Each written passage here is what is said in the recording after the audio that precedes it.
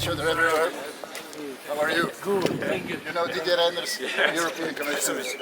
Pleasure. Then see you. Yeah. I will run. Sorry.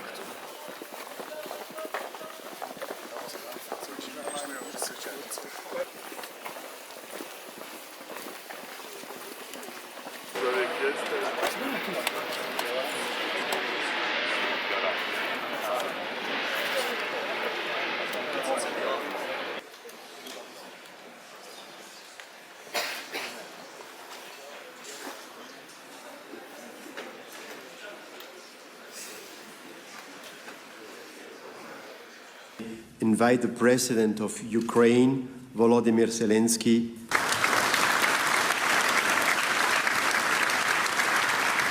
The very idea of war has already lost. Putin should switch from the language of ultimatums to the language of the world majority, which wants a just peace. I wish this to anyone. I sincerely wish that all of you. The UN Charter is the basis for us. And then, when the action plan is on the table, agreed by all and transparent for the peoples, then it will be communicated to the representatives of Russia. And so that at the second peace summit we can fix the real end of the war. Now we are starting this path together. We must prove that the united world is a world of peace, a world that knows how to act correctly. Kamala Harris. Thank you. Thank you, President. And let nothing about the end of this war be decided without Ukraine. By contrast, however, yesterday, Putin put forward a proposal.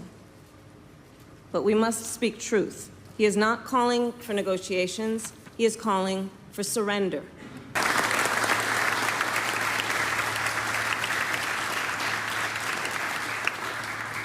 Thank you, Madam Vice President. Excellencies, we have freezing the conflict today with foreign troops occupying Ukrainian land is not an answer. In fact, it is a recipe for future wars of aggression.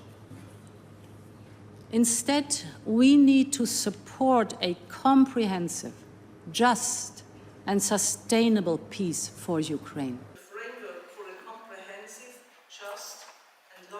It is true, peace in Ukraine cannot be achieved without involving Russia. But let us not forget that, as we speak, Russia continues to relentlessly wage its brutal war. We all know Russia could end this war today or at any given moment once it ceases its onslaught and withdraws troops from Ukraine.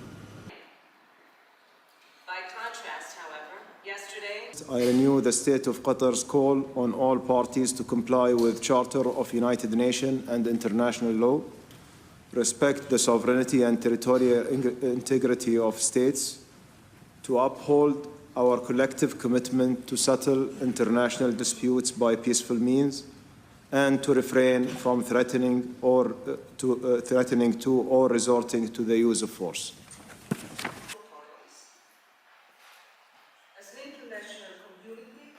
And we will continue to lend our support to all efforts to facilitate dialogue between both parties. We believe it is important that the international community encourage any step towards serious negotiations, which will require difficult compromise as part of a roadmap that leads to peace. And here it is essential to emphasize that any credible process will need Russia's participation. Of the United Kingdom, Rishi Sunak. And we should ask, why does Russia feel that they are so threatened by a summit discussing the basic principles of territorial integrity, food security, and nuclear safety? Instead, Russia's representative at the United Nations recently said, the only topic for any international meetings on Ukraine will be the unconditional surrender of the Kyiv regime.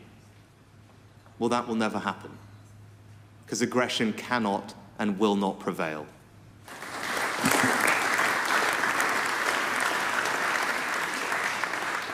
Russia's aggression against Ukraine is unlawful, unjust, and a violation of the fundamental principles of international law, which honor the sovereign equality of nations, upholds their territorial integrity, and advocates the peaceful resolution of all disagreements.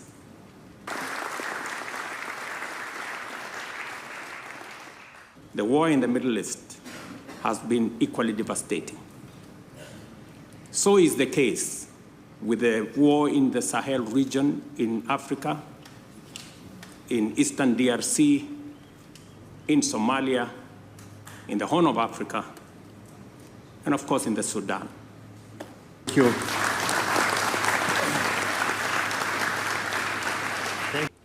Los argentinos tenemos plena conciencia del valor de la paz y la convivencia democrática como ejes rectores de la vida en sociedad, y por eso quiero agradecer especialmente la invitación a este evento. Quiero expresar, en nombre del pueblo argentino, nuestro máximo apoyo al pueblo de Ucrania y a nuestro amigo el presidente Zelensky, ya que como defensores de la idea de la libertad, repudiamos cualquier forma de violencia, ya sea entre individuos, pero en particular repudiamos la guerra como mecanismo ilegítimo para dirimir los conflictos entre naciones. Thank you, Deputy. This is clearly a call for Russia to cease its war of aggression and its attacks on civilians and civilian facilities. And a lot of religious leaders are taking very important initiatives in parallel. And I think increasing the pressure in this context to have a truce on the Russian side is extremely important. I suggest that in parallel, we build all together a follow-up in order to enlarge the circle of countries joining our efforts, to avoid the big divide of the world and to avoid, I would say, the temptation of other initiatives, and not to compete in terms of initiative, but just to have a follow-up, adding countries and not dividing this circle.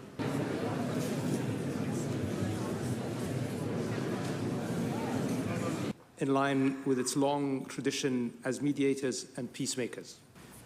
日本は2年以上前にロシアが侵略を開始した直後から今日のウクライナは明日の東アジアかもしれないこうした考え方のもと厳しい対ロ制裁と強力なウクライナ支援を実施してきました。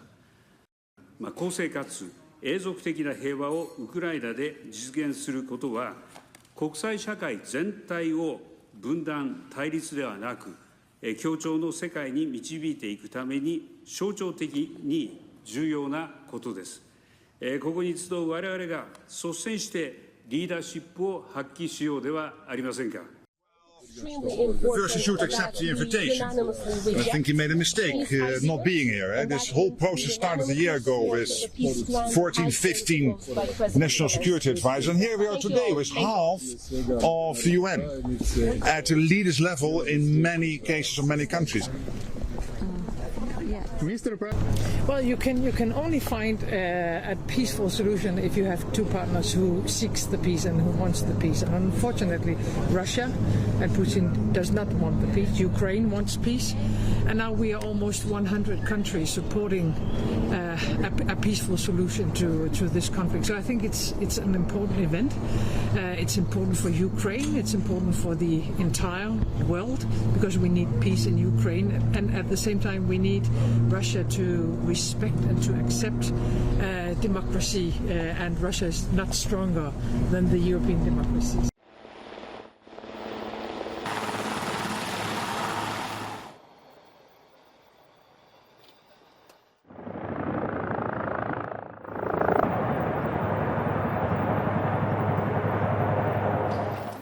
Thank you. Handshake.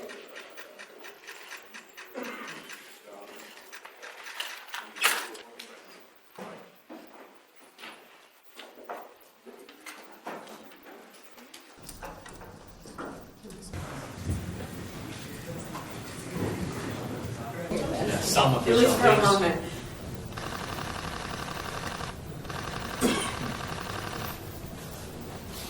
Excellency, could you handshake, please? Okay. Yes.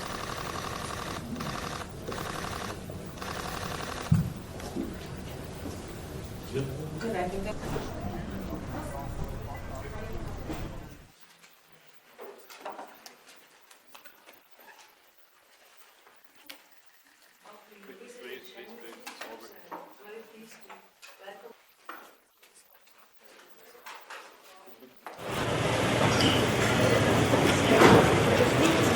Madame la Présidente.